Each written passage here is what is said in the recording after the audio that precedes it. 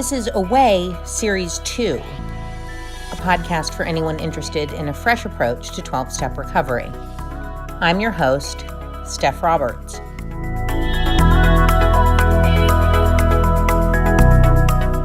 This is episode 6. Hello! I am trying to record an episode while my husband is at his home group at a business meeting, which I think at his home group is particularly terrifying. At least it is if you're conflict averse. Thankfully, he is not. I am not, but that's part of the reason I don't go there anymore, because my fear would be causing a great deal of conflict. So,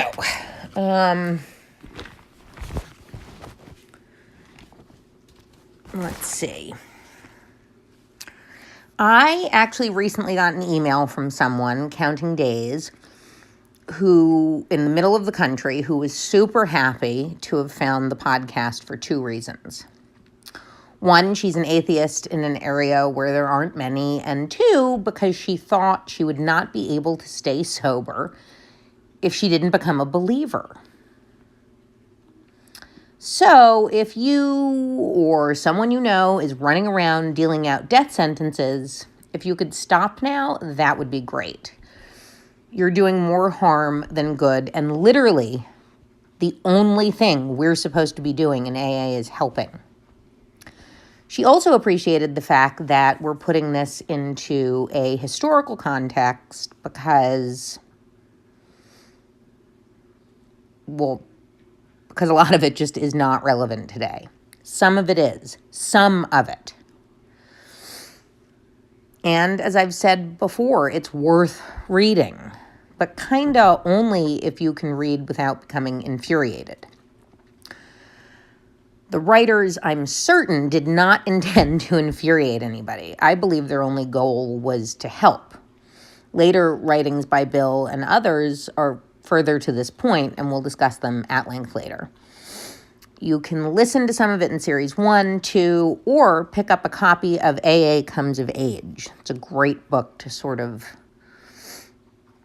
show you that they too evolved, that this wasn't their final word. It is not the word of God. It's not a love letter from God either, so if you ever hear someone say that, I don't know, give a smug smile and walk away. Okay, so in this episode, we're going to begin chapter 2. There is a solution. And whenever I get to this chapter, just the title is so awesome. Hot damn, there's a solution. No idea why I use an accent when I say that, but I always do. A solution means you don't have to live this way anymore. Oh my God. Amazing. I use an accent there too. Oh my God. I always do like a Midwestern thing. I don't know why. And then there's the very first word, we. Not you. Not alone. Together, we. Except, of course, if you're like me, we can also be a bit daunting. But the whole point here is that you don't have to solve this problem alone. And the people in that we word have the same problem and mostly just want to help. So it's not like we of a soccer team. It's not like the we of a cult. It's a we bunch of sober drunks. For me, we was daunting because I had always told myself I hated groups, I hated teams, blah, blah, blah. The truth was that I was afraid of not fitting in, missing a goal, being humiliated. And maybe you have those same fears. I'm not saying there are no assholes in AA. You know I think there are.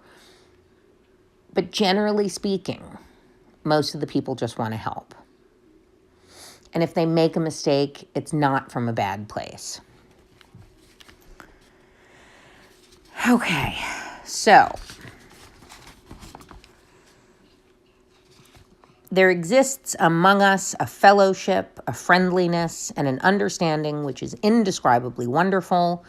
We are like the passengers of a great liner the moment after rescue from shipwreck, when camaraderie, joyousness, and democracy pervade the vessel from steerage to captain's table. I mean, I don't feel like a passenger of a great liner the moment after rescue from a shipwreck, but I guess some people do. I've never even been on a great ocean liner. So let's modernize this analogy a little. We are like Matt Damon in The Martian when he finally grabs the tether and pulls himself into the shuttle. Or the prisoner brides freed by Charlize Theron in Mad Max Fury Road. Anyway, you get the drift, right? You're safe, you're free, you're alive. You're safe, you're free, you're alive. Skipping down. The tremendous fact for every one of us is that we have discovered a common solution. We have a way out on which we can absolutely agree, and upon which we can join in brotherly and harmonious action. Yay! Yay, yay, yay! So they, the writers, had discovered a solution, not the solution, a solution. This solution is what they have in common. They share a similar problem, and this is the solution that worked for this group of people. So they're writing it down. The people for whom it did not work, they're not part of this book. It wasn't their solution. Not that they didn't find a solution, but this wasn't their solution. And let's say instead we have a way out which we can do together. All right. Skip ahead, top of page 18. An illness of this sort involves those about us in a way no other human sickness can. If a person has cancer, all are sorry for him and no one is angry or hurt. But not so with the alcoholic illness. It brings misunderstanding, fierce resentment, warped lives of blameless children, sad wives. Ba, ba, ba, ba, ba. Okay, if I were to be super nitpicky, I might nitpick at the idea that our illness is more destructive than any other, because it's not. It's destructive in a different way, perhaps. The point here is that we're being guided into that idea, again, that selfishness is at the root of our problems. And as you may have figured out by now, I have a little problem with calling alcoholism a disease and then categorizing that disease with diseases like cancer, because they're not the same. The science of addiction sort of prove that it's not in the same category, right? And to go into remission from cancer, you don't have to just stop something. To recover from alcoholism, when it's all said and done, you have to stop drinking. The rest of the journey is about life and how you want to live it.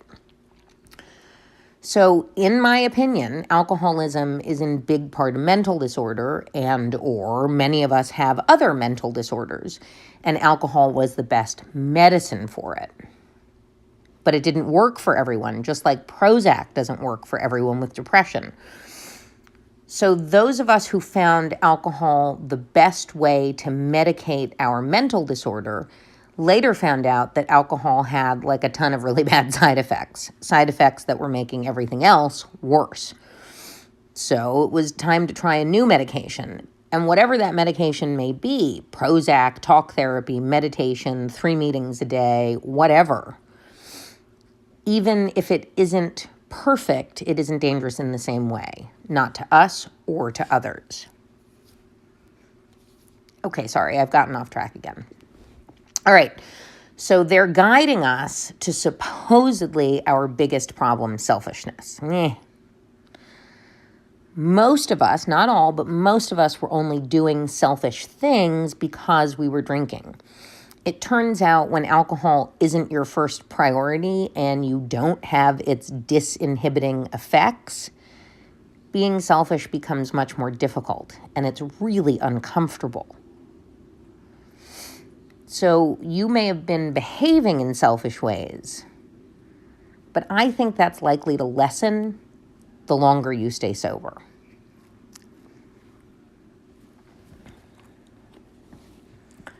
I like this line. Strangely enough, wives, parents, and intimate friends usually find us even more unapproachable than do the psychiatrist and the doctor. Strange? Like, it seems quite the opposite of strange, and maybe that's just something we understand today. Seems like it would be harder for people who love you. But that's just one of those annoying lines. Sorry. Read on. But the ex-problem drinker who has found this solution, who is properly armed with facts about himself, can generally win the entire confidence of another alcoholic in a few hours. Until such an understanding is reached, little or nothing can be accomplished. Of course, this paragraph is in italics. This is literally the heart of the program. No doctor, no friend, no family member could ever talk to me about my problem, either because they were afraid or because I wouldn't listen. But when someone with the exact same problem talked to me about getting help, I could hear it. Source matters. So, like, I may be saying things in this podcast that your mom or dad or sister or uncle or spouse has said before, but from him or her, it sounded different. Maybe it sounded like judgment, maybe it sounded like anger, but from me, maybe you can hear it.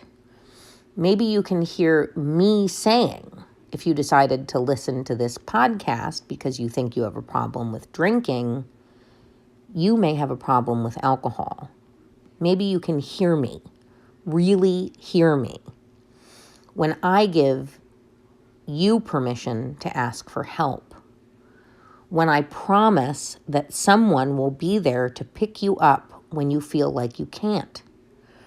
And that you can do it. Of course you can do it. And you can because I can. And let me tell you what a hot mess I was.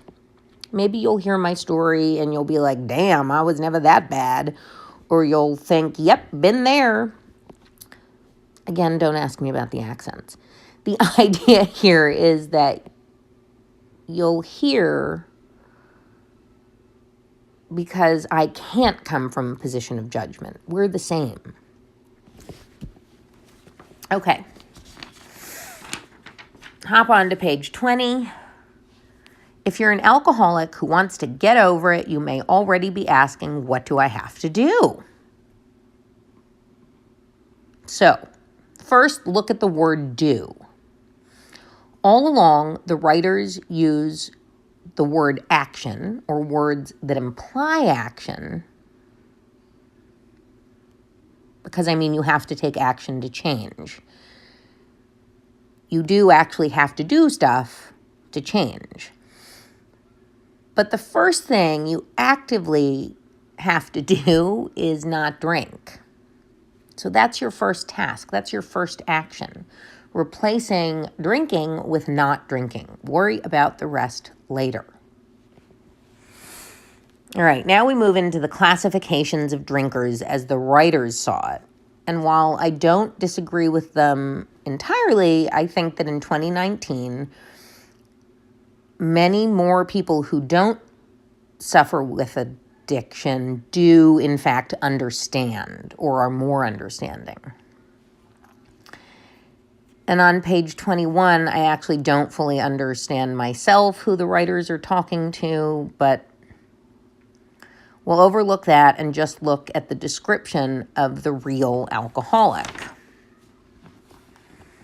He may start off as a moderate drinker. He may or may not become a continuous hard drinker, but at some stage of his drinking career, he begins to lose all control of his liquor consumption once he starts to drink. There you have it. The first drink gets you drunk.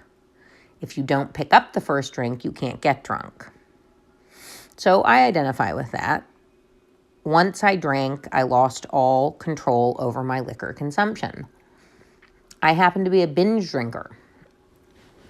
But it doesn't matter if you're a binger, a daily drinker, whatever.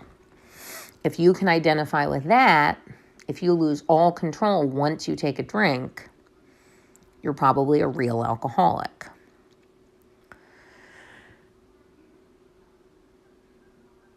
He is a real Dr. Jekyll and Mr. Hyde. That is to say, he's all sweetness and light until he drinks, and then he's an asshole or worse. And this guy, he doesn't have one or two and feel a little happy tipsy. He's always shit-faced when he drinks. And it's weird because he otherwise seems normal. That's totally me.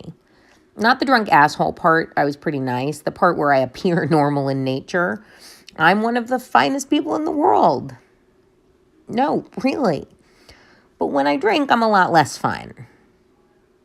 Now, my not fine doesn't necessarily look like yours, right? Like I think once I was really mean, but I was never really mean. It's not in my nature to say cutting things to hurt people intentionally. My Mr. Hyde was a liar and a manipulator. Lied to people he loved most in order to protect them from himself. That's my Mr. Hyde. I was wild and fun and funny and a liar. I let people down constantly. I was quite the opposite of antisocial because without booze, I was antisocial. I was the life of the party with it, the 72-hour party usually.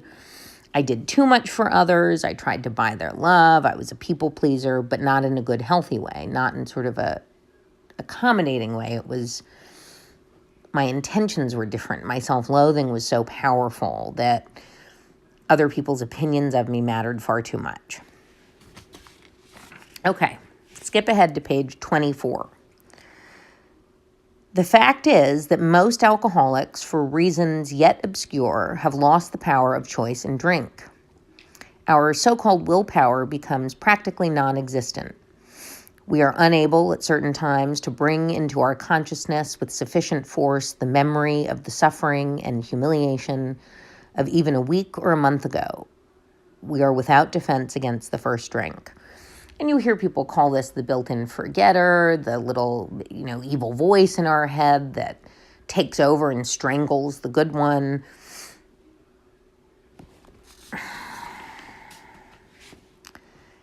But today we're learning more and more about addiction and what happens in the brain to its chemistry, its neural pathways. We just know more.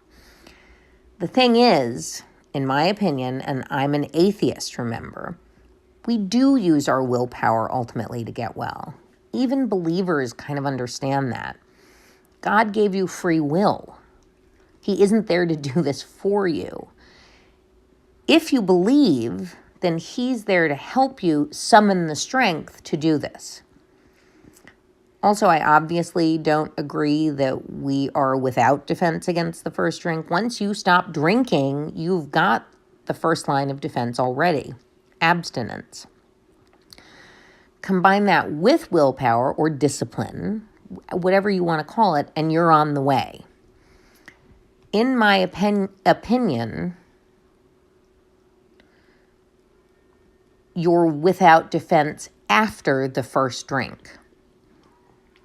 The first drink gets you drunk and all that. Once you take a drink, the cycle starts. But if you don't take a drink, you're stopping the cycle. And the more hours and days you don't take that drink, the less you want it. Period. Like any habit, the longer you do it, the harder it is to change. In the case of this habit, you've been giving your brain something it likes so much, it's going to try to get it again for a while. That's where the willpower weapon comes in handy. But willpower is a weapon better used with help. I'm going to make a bad analogy here. It's like, a cannon. You need more people to operate a cannon than a gun. So your other operator may be God, but I have to say, don't make it only God, because you're still a little crazy or a lot crazy. And what you think is God could just be your own crazy. So no matter what you believe, have some other humans, preferably humans who get what's going on with you and have a little more time sober than you to help you out. This is really step one, right? We are powerless over alcohol. My life becomes unbearable and or unmanageable when I drink. I like to say unbearable instead of unmanageable because when I first came back to AA, I didn't see my life as unmanageable. Hindsight has given me that. But unmanageable wasn't a word I identified with. Then I heard a man say his life, when he'd been drinking, had become unbearable. And I was like, yeah, that's me. In time, it became clear that the two were working together, or against each other, I guess, or something.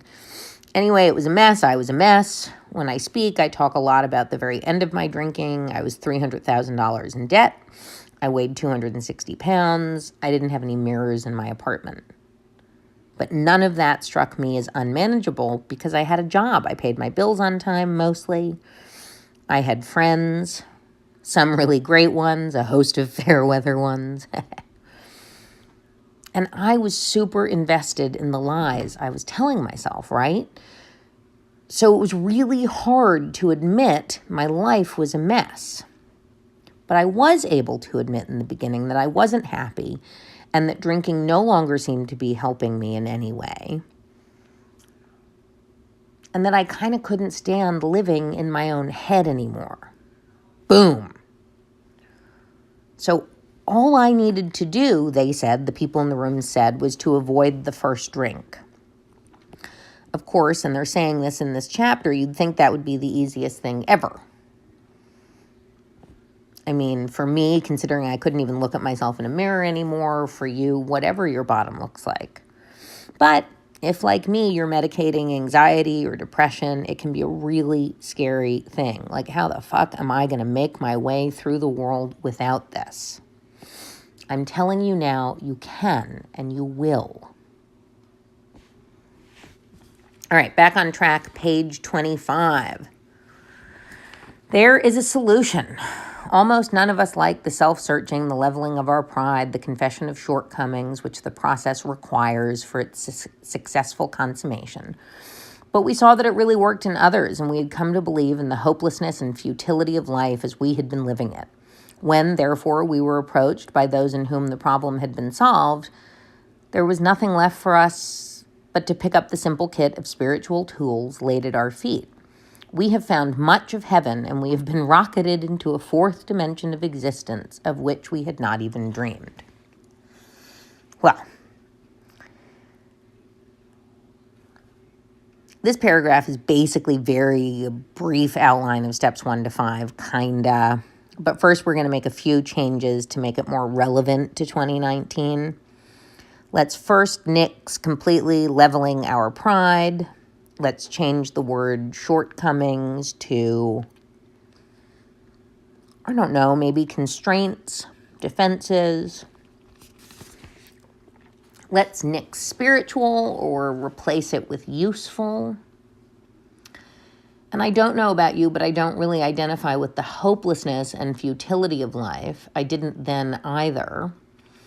I mean, I felt hopeless when I was drinking sometimes, but if I'm being honest, the current political climate makes me feel more hopeless than almost anything else ever has. Anyway, with that reframing in our minds, let's actually break down the first 5 steps into much more modern and accessible ideas and language.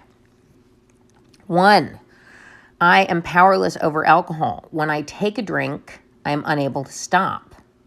Seems like these days it's rarely, if ever, fun. Now it only seems to make my life worse. I don't want to do it anymore. 2, I'm going to an AA meeting. I believe I can stop drinking, but I think it'll be easier with help. So I'll go to a meeting and I'll ask for help there. 3, AA seems okay. Most people seem nice enough. There's laughter and warmth. No one asked for money or yelled at me. Some people even gave me some tips and tricks to make life easier. I'm choosing to trust them because they seem generally happy and they're sober. I think I'll take their suggestions and just see how it goes. 4, Well, so far, these sober people have given me some really useful tips.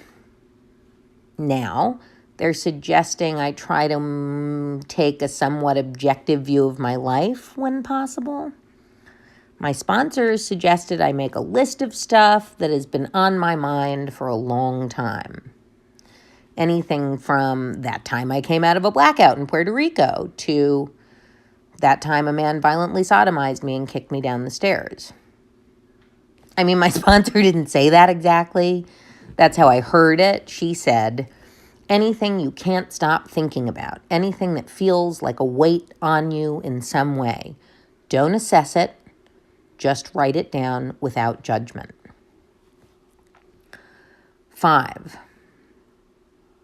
Now I guess I just sit down and share this. They said to share it with my sponsor, but she said that if I wasn't comfy with her, I could share it with someone else, even a shrink, if that felt the safest. The point was to get a lot of this shitty shit out of my head, to write it down, to say it out loud. It takes away the power.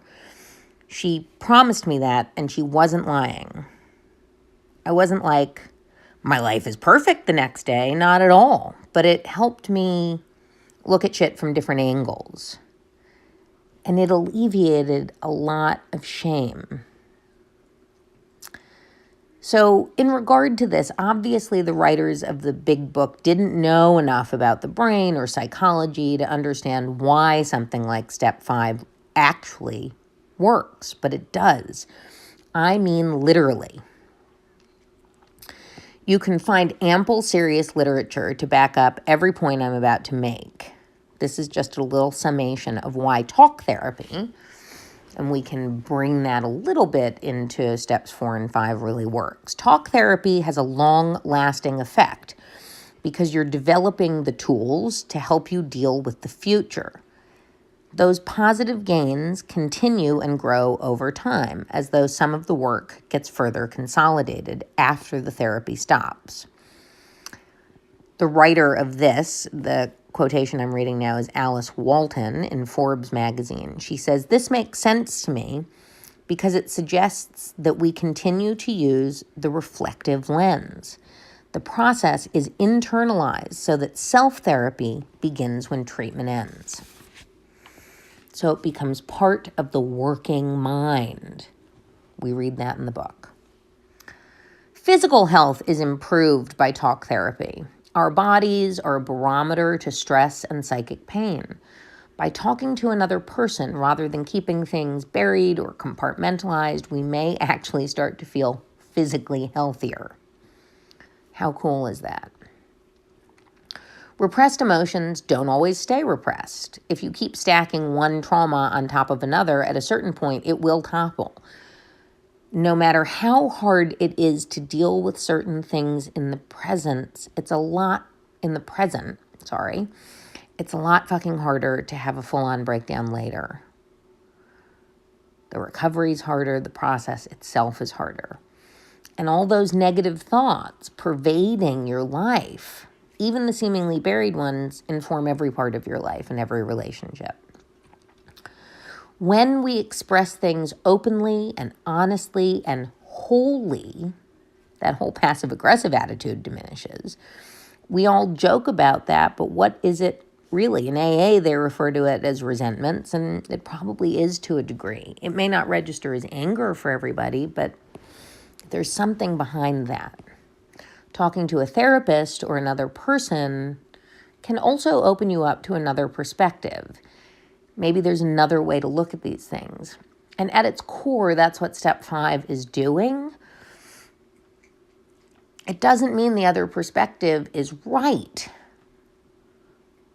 It doesn't mean there always is another perspective. In the case of rape, assault, anything of molestation, anything in that range, when you're a victim, there isn't another perspective. But in other events in your life that you're holding on to, there may be. Saying things out loud gives them shape. In your head, the thoughts and feelings just seem to go in an endless circle, and resolution can seem impossible. From this article quote that I just referenced from Alice Walton, one becomes more aware of what is making one feel anxious, sad, angry, or frustrated. And then one is freer to decide how to manage these feelings or take action to alleviate them. So literally saying out loud gives you clarity. Not complete clarity, but some. Of course, it's a relief, I promise. Even if you're afraid to do it, it is literally a relief to know that you're not alone. You're not in this battle alone anymore. And the last quote I want to read from this article: with brain imaging methods, psychotherapy has been shown to alter activity in the medial prefrontal cortex, the anterior cingulate cortex, the hippocampus, and the amygdala. These areas involved in self-referential thoughts, executive control, emotion, and fear. One very effective method, cognitive behavioral therapy, CBT, helps people identify the negative thought patterns they fall back on habitually, which are no doubt wired into the brain like deep ruts, and replace them with new and more positive mental habits, in addition to helping people experience fewer symptoms of depression and anxiety. It too seems to bring about brain changes that are measurable. Oh, I love science. I love science of the brain. I always say that the basic part of the steps, outside of the basic principle of AA, one alcoholic helping another, the steps are really nothing more than cognitive behavioral therapy. And steps 4 and 5 are helping you identify the negative thought patterns you've fallen back on habitually. And it's helping you to replace them after that, with the steps after step 5, with new and more positive mental habits. You're rewriting neural pathways. This is exceptional too. There are a lot of people who still have a stigma, or therapy, I guess, carries a stigma, or who can't afford therapy or medical attention. And AA is giving us this kind of free way to do it. And because it's free, you can use it and reframe it. Maybe that's your responsibility as someone using something completely free, and quite helpful if you allow it to be. So I guess I'm saying two things. A, you don't have to do steps 4 and 5 with a sponsor. AA people will hate me for saying this, but you can do it with a shrink. In my opinion, it's really awesome to do it, at least some of it, with a sponsor, because he or she's going to get it in a different way. She's probably been filled with shame for similar reasons. Maybe he's been hurt in similar ways.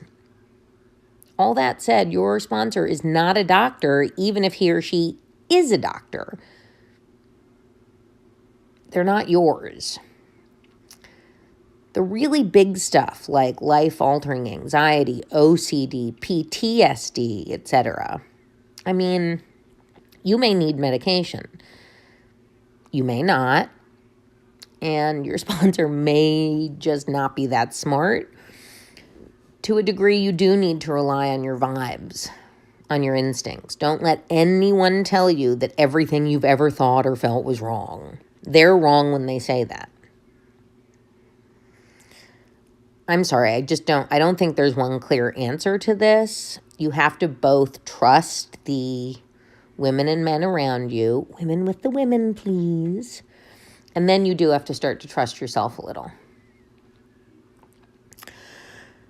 All right, on that's enough out of me. In the next episode, we'll finish off There Is a Solution and hopefully start more about alcoholism.